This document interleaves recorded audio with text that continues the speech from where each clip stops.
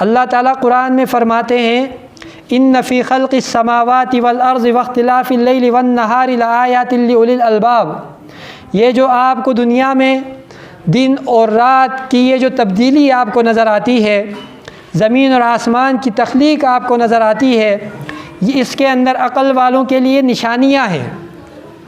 اللہ تعالیٰ فرماتے ہیں کہ جو ان چیزوں کے اندر غور کرتا ہے وہ عقل والا ہے۔ اب ہم دیکھتے ہیں کہ سائنسدانوں نے دن اور رات کی اس تبدیلی کے اندر غور و فکر کیا، چاند سورج ستاروں کے اوپر غور و فکر کیا، اور وہ اس کے اندر ترقی کرتے چلے گئے، لیکن محض سورج ستاروں کی گردش کے اوپر غور و فکر کرنے سے انسان عقل مند نہیں کہلاتا۔ اللہ تعالیٰ اگلی آیت کے اندر فرماتے ہیں الذین یذکرون اللہ قیاما وقعودا وعلی جنوبہم ویتفکرون فی خلق السماوات والارض، کہ عقل والے وہ لوگ ہیں کہ جو سوتے جاگتے اٹھتے بیٹھتے اللہ تعالیٰ کو یاد کرتے ہیں اور زمین و آسمان کی تخلیق کے اندر غور و فکر کرتے ہیں۔ صرف غور و فکر کرنا کافی نہیں، بلکہ اللہ کو یاد رکھنا اور اللہ کو سوتے جاگتے اٹھتے بیٹھتے ہر وقت اللہ کو یاد کرنے والے اس آیت کی روشنی میں اہل عقل ہیں۔ اب اللہ کو یاد کرنے کا ایک مطلب تو یہ ہے کہ ہم تسبیح اٹھائیں اور اللہ کو یاد کریں، سبحان اللہ کا ورد کریں، لیکن اس کا ایک مطلب یہ بھی ہے کہ اللہ کو یاد کرنے کا مطلب یہ ہے کہ ہم صبح و شام کی جو 24 گھنٹے کی زندگی ہے، اس زندگی کے اندر اللہ کے احکامات کو سامنے رکھیں۔ صبح اٹھتے وقت، صبح اٹھنے سے لے کر رات سونے تک کی زندگی کے اندر اللہ تعالیٰ نے ہمیں کیا کیا احکامات دیے ہیں، کیا ہمیں گائیڈ لائنز دی ہیں، ان کے مطابق جو زندگی گزارے گا قرآن مجید کی اس آیت کی روشنی میں اہل عقل میں شمار ہوگا۔ اب ہم کس کو اہل عقل شمار کرتے ہیں؟ عقل والا کون ہے ہمارے نزدیک؟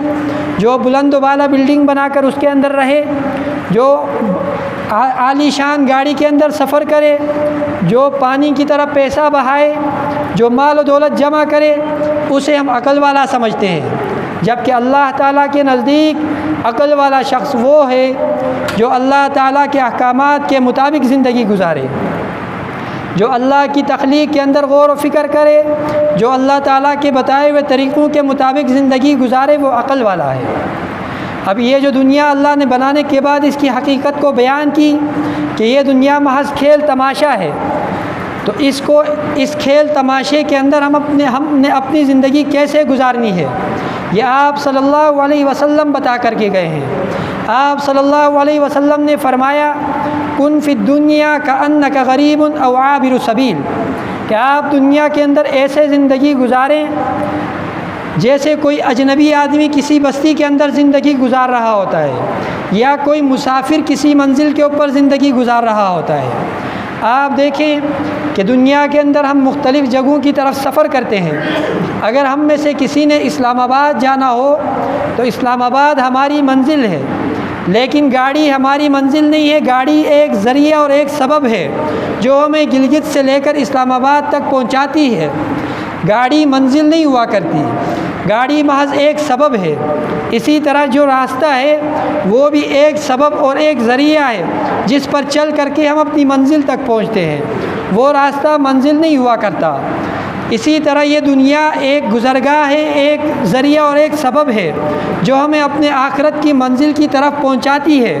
ہم نے اس راستے کے اوپر چل کر کے اپنے منزل کی طرف جانا ہے۔ اب آپ صلی اللہ علیہ وسلم نے فرمایا کن فی الدنیا کأنک غریب، آپ دنیا کے اندر ایسے رہیں جیسے کوئی اجنبی رہتا ہے، او عابر السبیل، یا کوئی مسافر رہتا ہے۔ اب ہم غور کریں کہ کوئی اجنبی اگر کسی بستی میں رہتا ہے تو وہ کیسے رہتا ہے، کوئی مسافر اگر اپنی منزل کی طرف جا رہا ہوتا ہے تو وہ کیسے جا رہا ہوتا ہے۔ ہم دیکھتے ہیں کہ مسافر اگر ایک راستے سے گزر رہا ہے، راستہ اگر ٹوٹ پھوٹ کا شکار ہو جائے، وہاں پر سیلاب آ جائے، راستے کے اندر جو مرضی اس کے اوپر مشکل آ جائے، وہ یہ سمجھتا ہے کہ میں نے کون سا یہاں رہنا ہے، میں نے تو یہاں سے گزر جانا ہے، یہ بھلے ٹوٹ پھوٹ کا شکار ہو، یہاں پر سلائڈنگ ہو، یہاں پر سیلاب آئے، مجھے اس سے کوئی سروکار نہیں، میں نے 1 گھنٹہ یہاں درخت کے سائے میں آرام کرنا ہے، پھر اگلے گھنٹے سفر کر کے اگلی منزل تک جانا ہے۔ تو یہ ایک مسافر کی کیفیت ہوتی ہے جب وہ سفر کر رہا ہوتا ہے۔ تو یہ دنیا جب ایک مسافر خانہ ہے، ہماری منزل وہ آخرت ہے۔ تو آپ صلی اللہ علیہ وسلم فرماتے ہیں کہ ہم میں سے ہر شخص اس مسافر کی طرح زندگی گزارے۔ دنیا کے اندر کوئی مشکل آئے، کوئی تنگی آئے، کوئی پریشانی آئے، اللہ کوئی نعمت دے کر چھین لے تو اس پر کوئی اس کو رنج و صدمہ نہ ہو، بلکہ وہ ہر حال میں اللہ کا شکر ادا کر کے اس مسافر کی طرح خود کو مسافر سمجھے اور اس دنیا کو ایک مسافر خانہ سمجھ کر کے آگے گزر جائے۔ اللہ تعالیٰ قرآن میں فرماتے ہیں وَلَنَبْلُوَنَّكُمْ بِشَيْءٍ مِّنَ الْخَوْفِ وَالْجُوعِ وَنَقْصٍ مِّنَ الْأَمْوَالِ وَالْأَنفُسِ وَالثَّمَرَاتِ کہ اس عارضی دنیا کے اندر، اس کھیل تماشے والی دنیا کے اندر میں ضرور ضرور ایمان والوں کو آزماؤں گا۔ وَلَنَبْلُوَنَّكُمْ بِشَيْءٍ مِّنَ الْخَوْفِ کہ میں تمہیں تھوڑا سا خوف دے کر، کبھی سیلاب لا کر، کبھی بارش برسا کر، کبھی طوفان کے ذریعے سے، معمولی چیزوں کے ذریعے سے تمہیں معمولی سا خوف دے کر کے آزماؤں گا۔ وَلَنَبْلُوَنَّكُمْ صرف یہ نہیں کہا کہ میں تمہیں آزماؤں گا، بلکہ یہ کہا کہ میں تمہیں ضرور آزماؤں گا، میں تمہیں آزما کر کے رہوں گا۔ وَلَنَبْلُوَنَّكُمْ بِشَيْءٍ مِّنَ الْخَوْفِ وَالْجُوعِ میں تمہیں معمولی سا خوف دے کر کے آزماؤں گا اور بھوک دے کر کے آزماؤں گا، تمہارے مال کو تجھ سے چھین کر کے آزماؤں گا۔ وَنَقْصٍ مِّنَ الْأَمْوَالِ تمہارے مال کو تجھ سے چھین کر کے آزماؤں گا۔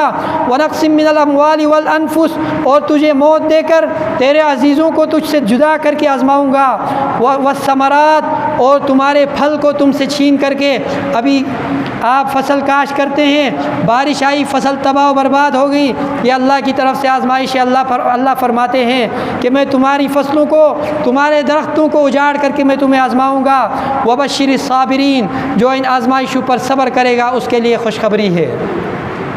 اللہ فرماتے ہیں کہ جو ان آزمائشوں پر صبر کرے گا اس کے لیے خوشخبری ہے۔ الذین اذا اصابتہم مصیبہ ایمان والے تو وہ ہیں کہ جن کے اوپر اس عارضی دنیا کے اندر کوئی مصیبت آتی ہے۔ الذین اذا اصابتہم مصیبہ قالوا انا للہ تو ایمان والے مصیبت آنے پر کہتے ہیں کہ ہم سب تو اللہ ہی کے ہیں، سب کچھ اللہ ہی کا ہے۔ انا للہ ہم سب اللہ کے ہیں، وانا الیہ راجعون ہم سب نے اللہ ہی کی طرف لوٹ کر کے جانا ہے۔ یہ دنیا اللہ تعالیٰ نے بنانے کے بعد اس کی حقیقت کو ایک لفظ کے اندر یوں بیان فرمایا وَمَا هَذِهِ الْحَيَاةُ الدُّنْيَا إِلَّا لَهْوٌ وَلَعِبٌ یہ دنیا محض کھیل تماشا ہے، اس دنیا کی حقیقت اس سے بڑھ کر کے کچھ نہیں ہے۔ اسی لیے آپ صلی اللہ علیہ وسلم نے فرمایا کہ مسافر کی طرح زندگی گزار کر کے آخرت کی منزل کی طرف بڑھتے چلے جاؤ، یا اجنبی کی طرح زندگی گزارو۔ ایک اجنبی کو کسی اجنبی بستی کے اندر جب وہ زندگی گزار رہا ہوتا ہے تو وہ دیکھتا ہے اس کے کپڑے اگر پھٹے پرانے ہیں، وہ یہ سوچتا ہے کہ اس بستی کے اندر مجھے کون پہچانتا ہے۔ اس کے چپل پھٹے پرانے ہو، وہ کہتا ہے کوئی بات نہیں، کون سا یہ لوگ مجھے پہچانتے ہیں۔ ایک مسلمان کو دنیا کے اندر ایسے زندگی گزارنی چاہیے کہ اس کے اوپر جو مرضی مصیبت آئے وہ اپنے ایمان کا سودا نہ کرے، جو مرضی تکلیف آئے اللہ کے احکامات کے مطابق ہی وہ زندگی گزارنے پر مصر رہے۔ اسی لیے اللہ فرماتے ہیں کہ اس دنیا کو محض کھیل تماشا سمجھو، اپنے آخرت کی منزل کی طرف سفر کو جاری رکھو۔ اللہ تعالیٰ قرآن میں فرماتے ہیں مشرکین مکہ اور کفار کی ایک عادت کو بیان کرتے ہیں۔ آج اگر ہم غور کریں تو وہ عادت ہم میں سے ہر شخص کے اندر پائی جاتی ہے۔ اللہ تعالیٰ قرآن میں فرماتے ہیں فَإِذَا رَكِبُوا فِي الْفُلْكِ دَعَوُا اللَّهَ مُخْلِصِينَ لَهُ الدِّينَ فَلَمَّا نَجَّاهُمْ إِلَى الْبَرِّ إِذَا هُمْ يُشْرِكُونَ مشرکین مکہ جو بیت اللہ کے اندر 360 بت رکھ کر کے ان کو سجدہ کیا کرتے تھے، لیکن وہ مشرکین جب کشتی پر سوار ہوتے، اللہ تعالیٰ اس آیت کے اندر اس منظر کو بیان کر رہے ہیں کہ جب وہ 360 بتوں کو سجدہ کرنے والے مشرکین بھی کشتی پر سوار ہوتے اور اچانک طوفان آتا، دعوا اللہ مخلصین لہ الدین تو وہ مشرکین خالص اللہ کو پکارا کرتے تھے، وہ کسی بت کی پوجا اس وقت نہیں کرتے تھے، وہ لات منات اور عزا کو نہیں پکارا کرتے تھے، وہ صرف اور صرف اللہ کو پکارتے تھے۔ فلما نجاہم الی البر اذا ہم یشرکون، جب وہ خشکی کی طرف اس طوفان سے نکل کر کے آتے تو اچانک بت پرستی دوبارہ شروع کرتے تھے۔ یعنی مشکل کے اندر وہ اللہ کو یاد کرتے تھے، مشکل جب سر سے ہٹ جائے تو اللہ کو بھول کر کے اپنے بتوں کو پوجنا شروع کرتے تھے۔ مشرکین کی یہ عادت اللہ نے بیان کی ایک طرف کہ فَإِذَا رَكِبُوا فِي الْفُلْكِ دَعَوُا اللَّهَ مُخْلِصِينَ لَهُ الدِّينَ، کہ اگر وہ کشتی پر سوار ہو اور طوفان آئے تو وہ اپنے بتوں کو چھوڑ کر کے صرف اللہ کو یاد کرتے ہیں۔ جب وہ مصیبت سر سے ہٹ جاتی ہے، فلما نجاہم الی البر اذا ہم یشرکون، جب وہ خشکی کی طرف آتے ہیں تو وہ خالص وہ اپنے بتوں کو پوجنا شروع کر دیتے ہیں۔ یہ تو مشرکین مکہ کی منظر کشی تھی۔ اس سے پہلے جو میں نے آپ کے سامنے آیت رکھی، اس آیت کے اندر اللہ رب العزت اہل ایمان کی کیا نشانی بیان فرماتے ہیں کہ ان کے اوپر جو مرضی مصیبت آئے وہ اللہ ہی کو یاد کرتے ہیں، اللہ کے احکامات کو کبھی نہیں بھولتے ہیں۔